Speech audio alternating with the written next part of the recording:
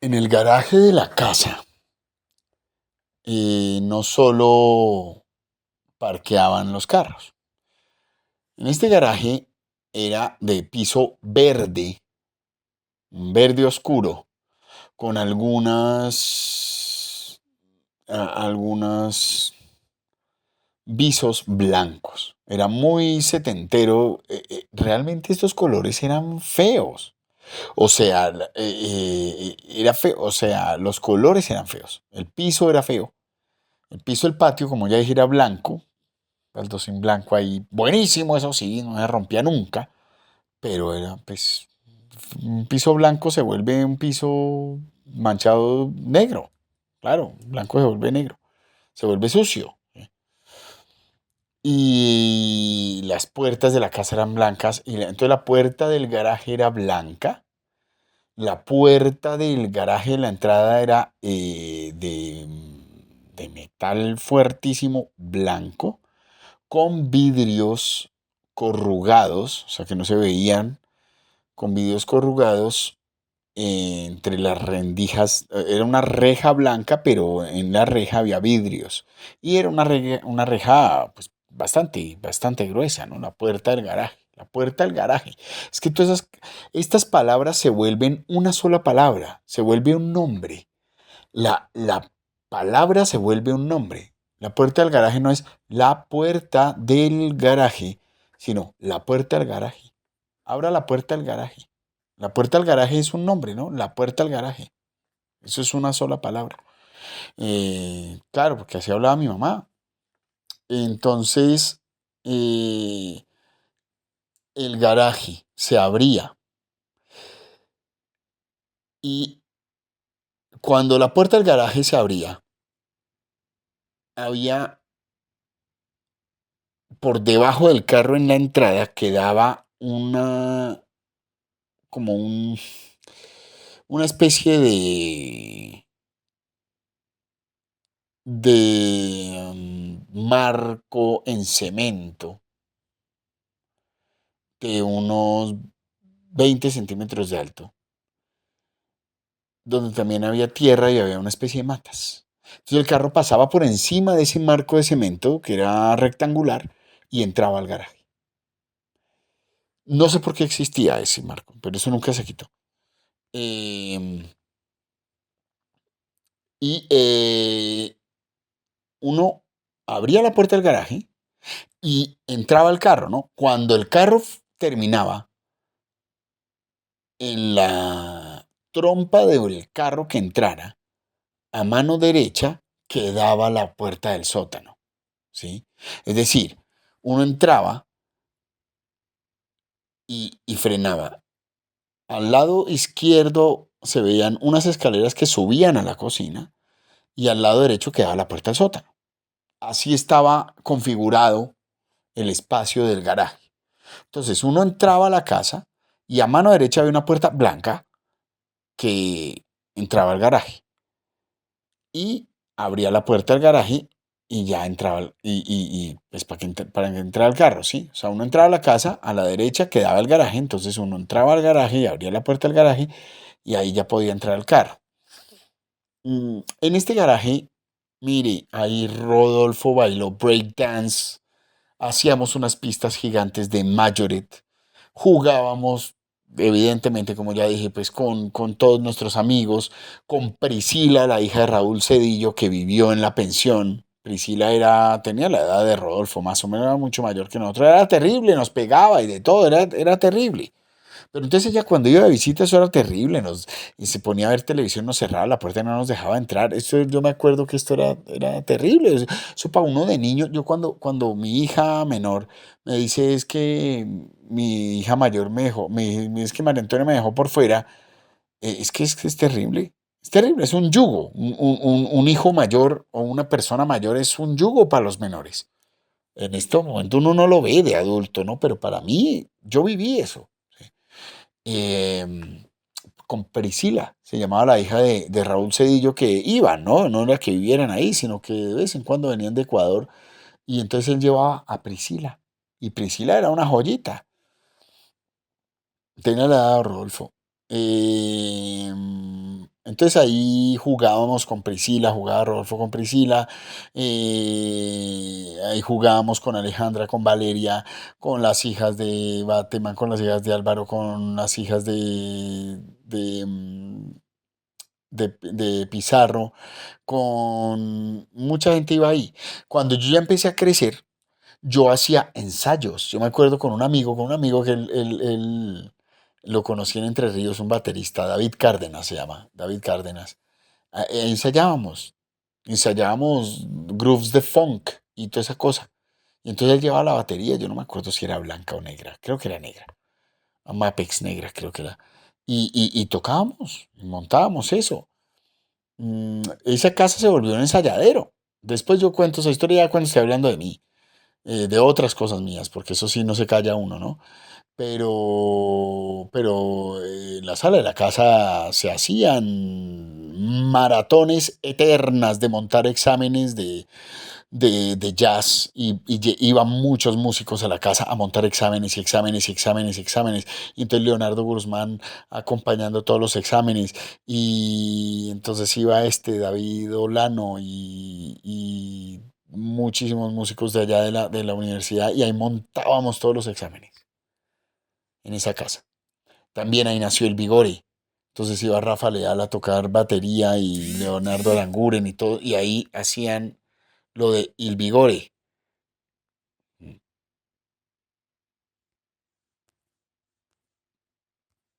Entonces era una cosa maravillosa, era una cosa maravillosa, porque todo se mencionaba en esa casa y todo se hacía, ¿no? Era un sitio que prestaba un servicio social, ¿sí? Era una reunión gigante de mucha gente. Mucha gente fue a esa casa, pero mucha, mucha. Todo el país. Políticos, poetas, escritores, todo el mundo tuvo que ver con esa casa. Todo el bendito mundo. No le digo que hasta la espada de Bolívar estuvo ahí, pero es que eso tiene que ser por alguna razón. Es decir, la espada de Bolívar está en ese garaje solo por una razón. Y es porque esa casa era la casa de Bogotá. Así lo veía yo, que era una cosa loca, que era loquísimo. Entonces, ahí jugábamos en ese garaje. Evidentemente tenía la acústica de un garaje, ¿no? Que es terrible. Pero entonces ahí tocábamos, entonces eso tocaba con tapones para los oídos porque eso era un estruendo terrible. Eh, lo que les decía, Rodolfo hacía pistas de Majoret y de lo que sería ahorita Hot Wheels, ¿no? Entonces, pues cosas gigantes, jugábamos juegos de mesa, el piso era helado, entonces uno no duraba mucho tiempo ahí, pero se hacían sobre todo cosas de eso, de música y todo eso. Y ya cuando llegaba mi mamá, pues ya no se hacía nada, pero en el sótano nunca hubo nada, nunca hubo nada. Pero Rodolfo sí me dijo, como yo ya dije, creo que en uno de estos capítulos dijo, mono,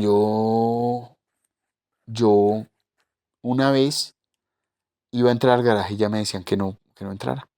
Me dijeron, no, no, no, no, eso está prohibido entrar al garaje.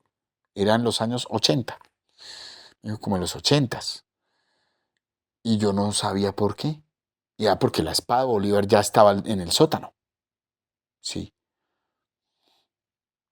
Esas historias de la casa. También otra historia de Rodolfo y es cuando esto ya viene ya con la muerte de Álvaro, como ya la conté, la puedo contar. Me dijo, yo una vez contesté el teléfono en marzo del 86 y pusieron la radio y yo no sabía qué era. Entonces colgué y volvieron a llamar y contestó la nena o mi mamá creo, o tal vez fue la nena, la tía nena, la tía Elena y contestó y era las noticias, la radio que habían puesto pues, los organismos oscuros, dice Rodolfo, y eso es cierto porque además eso es una connotación social, organismos oscuros. Yo pensé que es que, no, no, es que eso se dice así, cuando es una cosa ilegal, ¿no? Cuando es una cosa extrajudicial, que fue lo de Álvaro. Entonces eran organismos oscuros que pusieron esa grabación, o sea, del Estado, ¿sí? La misma derecha puso eso y decía que, informando sobre la muerte de Álvaro, que acababan de matar a Álvaro, la gloriosa muerte del comandante principal del M-19, Álvaro Fayad. Vuelvo y digo, después se dijo que era porque Boris quería subir al poder, entonces lo vendió. Esto no fue así, fue Raúl Rosero, que lo vendió por la esposa, bueno, todo esto ya lo conté, pero el Estado ve eso como si estuviera pues matando a alguien que le estaba generando incomodidad al pueblo. Y en muchos, y vuelvo y digo, para muchas personas fue incómodo tener al M-19, porque pues era que no se sabía cuándo iba a haber un golpe violento. Pero esto es un paréntesis rápido, pero además sé que falta de leer, ¿no? Leer las acciones y entender también lo que estaba pasando, ¿no? Que no era contra el pueblo lo que el M-19 hacía, ¿no? Era una cosa completamente, era como leí por ahí, la guerrilla magistral, la guerrilla magistral. Y pensaba yo, pensando en esto que les digo de Rodolfo y de la casa, claro, llamaron a la casa a informar que Álvaro lo había matado porque ya tenían la casa supremamente leída. Ya sabían quién estaba en la casa, ya sabían que esa casa también era de Álvaro. ¿Sí? Me acuerdo que en ese garaje pasaron muchas cosas también. En ese garaje yo aprendí a montar en bicicleta porque mi mamá no me dejaba salir a la calle, era terrible, era enfermizo ya. Eh,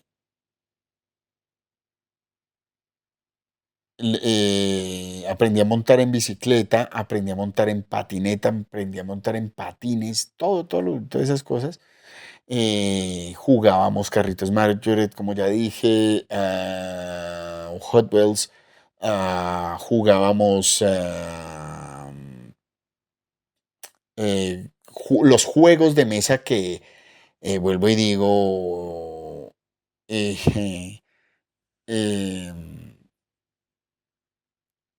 eh, nos regalaban mucho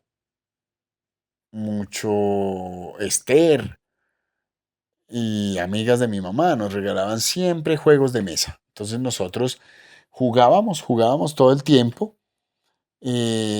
Cuando digo Esther, estoy hablando Esther de Bozar. Mi mamá decía Esther de Bozar, pero realmente es Esther de Bozar, du Bozar, es el apellido, Esther de Bozart. Entonces ella siempre nos regalaba juegos de mesa, íbamos a la pradera con Esther, ella nos llevaba para arriba y para abajo, nos compraba unos caballos que mi mamá también me compró, en ese garaje los teníamos, eran unos caballos en madera, cubiertos en piel de vaca. Yo no sé si alguien se acuerde de eso. Los vendían cerca de Seguros Bolívar, en la carrera 13 con 39. Podría ser esto, en un caño, ahí que hay, y se paraban en las barandas de ese caño, de la carrera 13 con 39, a vender esos caballos. Y a mí me encantaba, yo, dame, regálame un caballo, y no sé qué, y entonces de todos los tamaños. Y Esther de Bozar llevaba esos caballos y me los regalaba. Yo los ponía en el garaje, después los botaban, claro, porque se dañaban. Eh, um, También en ese garaje hubo pues muchos carros, todos los carros que mi mamá compraba y que Moncho llevaba. Entonces que una camioneta Toyota y después llevó, bueno, varias. Él tuvo varios carros.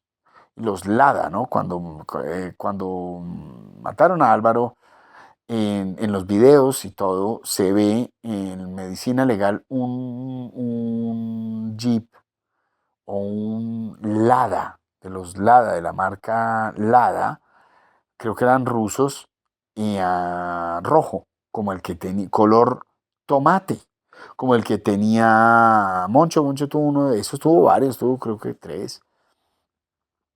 Y entonces ahí en ese garaje pasó eso. Y en ese garaje estuvo la espada de Bolívar. Y estuvieron los espolines y las charreteras y todo lo de Bolívar. En ese garaje Álvaro guardó la espada de Bolívar. Esa es la historia del garaje. Y Monito, abra la puerta del garaje. La puerta del garaje viéndose como una sola palabra, ¿no?